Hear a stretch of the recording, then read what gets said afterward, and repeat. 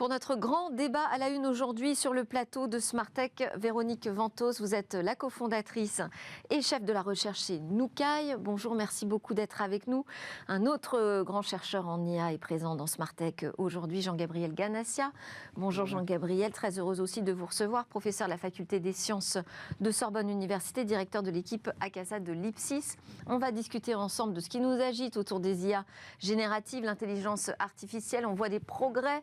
Je disais aussi dans le sommaire des prouesses apparentes, pas forcément réelles, mais en attendant, il y a beaucoup de questions qui sont soulevées. Est-ce qu'on doit lever le pied, freiner les déploiements ou les usages? On en parlera ensemble dans notre Tech Talk. Mais d'abord, donc on part en mer. Vous allez nous apporter un petit air de vacances, Nicolas Delatte. Bonjour. Bonjour. Vous êtes le cofondateur de SalesSense Analytics, qui est une start-up franco-belge qui a mis au point une techno 100% européenne, précisons-le, de monitoring pour veiller en temps réel sur l'état de fonctionnement des bateaux, donc voiliers, yachts, sur l'eau, des bateaux de plaisance. Tout ça, ça fonctionne grâce à l'intelligence artificielle et au machine learning. Vous êtes un passionné de voile et vous nous dites, là, moi, je suis en train de penser le bateau du futur. Pourquoi ? Alors oui, le bateau, effectivement, c'est un monde de tradition. C'est vrai que c'est quelque chose qui est associé aux grandes découvertes il y a plusieurs siècles, et puis plus récemment à plusieurs exploits sportifs, et également à une manière de voyager qui est tout à fait dans l'air du temps, c'est-à-dire vraiment du slow travel, une découverte vraiment des pays, des gens, de manière relativement lente et en prenant le temps de voyager. Alors, aujourd'hui, ce qu'on observe, c'est qu'évidemment, les bateaux et les usages évoluent. Donc, les gens ont de plus en plus envie de retrouver ce contact avec la nature. De plus en plus de gens vont vers le nautisme. Je dirais quelque chose qui est vraiment en pleine expansion. Et en parallèle, les gens sont plus aussi passionnés, techos du bateau qu'ils ne pouvaient l'être il y a 40 ou 50 ans. Et donc on a moins de spécialistes. Voilà, exactement. Plus de plaisanciers qui ont besoin qu'on les assiste qui ont besoin qu'on les assiste et qui cherchent une expérience finalement plus relaxante, plus en connexion avec la nature.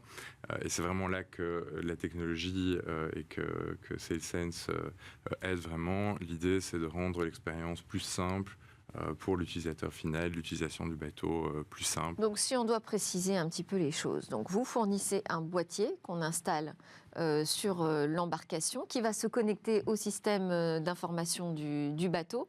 Tout à fait. Et elle va proposer un monitoring, une surveillance en temps réel de l'état de fonctionnement, c'est ça ? Tout à fait. Donc on va surveiller en continu. En quoi c'est une préoccupation importante quand on part sur l'eau ?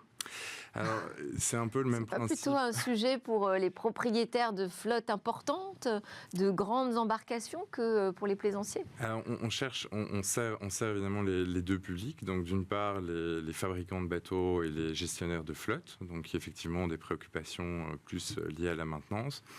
Mais il faut savoir que quand on part en mer, la maintenance la maintenance est vraiment la garante de la sécurité.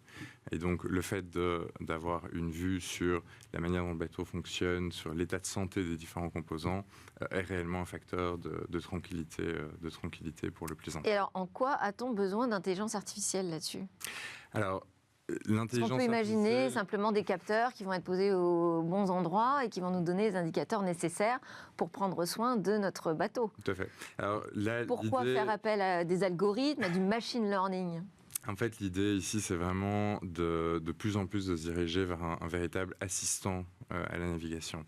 Au-delà du simple tableau de bord technique et donc au-delà des simples KPIs, l'idée, c'est vraiment d'avoir une entité, une manière d'avoir de l'information qui soit complètement en symbiose avec l'information disponible. Mais qu'est-ce qu'ils font les algorithmes très concrètement ? Alors très concrètement, ils vont voir l'état de santé du bateau à un moment donné, ils vont croiser cette information avec les données météo, les données environnementales du bateau, avec les habitudes de navigation du plaisancier, mais également avec toute une série d'autres informations venant d'autres bateaux de la flotte, donc des bateaux de modèles similaires, et ils vont aider le plaisancier à prendre des meilleures décisions. Par exemple, ils vont conseiller au plaisancier avant une nuit qui s'annonce un petit peu agitée au mouillage, ils vont lui conseiller de rajouter de la longueur de chaîne pour avoir un mouillage plus sûr. Donc concrètement, l'idée c'est vraiment de prendre en compte l'ensemble du contexte, de nourrir, on nourrit donc l'algorithme avec toutes les informations disponibles et l'algorithme va rendre aux plaisanciers des informations qui sont contextualisées. Et ça, en termes d'interface, ça passe par une application sur le smartphone? Tout à fait. C'est une application, donc on est vraiment sur une interaction type conversationnelle, donc on va vraiment avoir des pop-up. Donc on peut échanger avec l'agent dans le smartphone? Tout à fait. D'accord. Vous êtes sur un agent conversationnel. Mais bientôt, on n'aura plus besoin de savoir rien faire, en fait, avec ces IA. Je ne sais pas comment ça vous fait réagir, Véronique, Jean-Gabriel?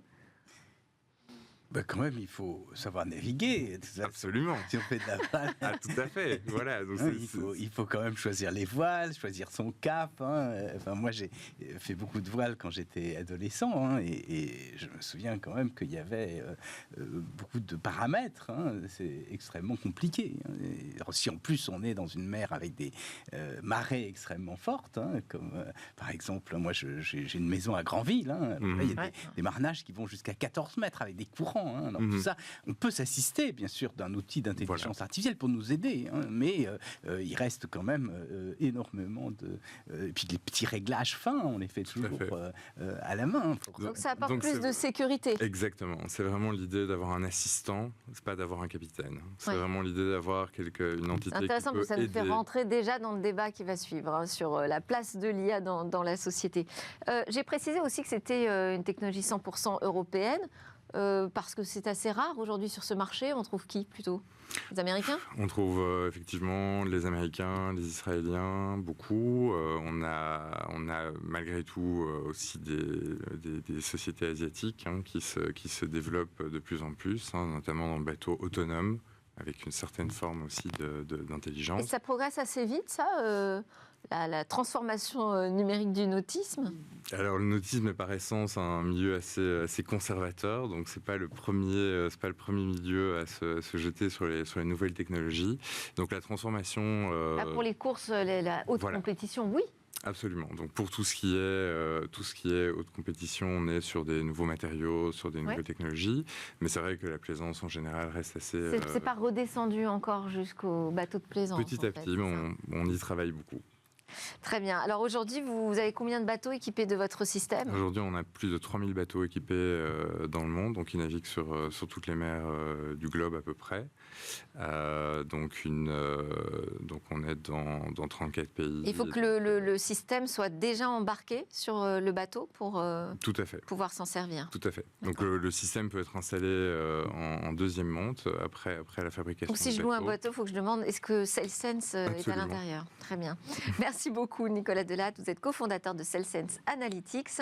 Vous avez enclenché un début de débat sur l'intelligence artificielle. C'est notre grand Tech Talk aujourd'hui dans Smart Tech.